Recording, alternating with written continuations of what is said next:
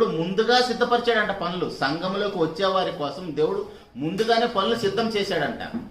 ప్రభువైన యేసుక్రీస్తు వారికి దేవుడు ఎలాగైతే భూలోకానికి రాకముందే, ఆయన శరీరంలోకి రాకముందే సమస్త ప్రవక్తల నోట దేవుడు ఏదైతే ప్రవచించాడో అవన్నీ నెరవేర్చి దేవునికి ప్రోగ్రెస్ అప్పచెప్తున్నాడు.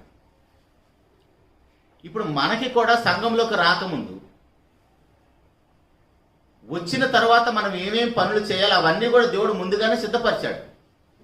వాటిని సత్క్రియలు అంటారు. ఒక మాటలో చెప్పాలంటే, మనల్ని మనం మన సొంత రక్షణ కాపాడుకోవటం, దానితో పాటు మరొక పాపిని రక్షించి పరలోకానికి చేర్చడానికి మనం ఎలా ప్రయాసపడాలో అలా ప్రయాసపడే సత్క్రియలు. దాంట్లో మనం ఏమైనా చేయొచ్చు.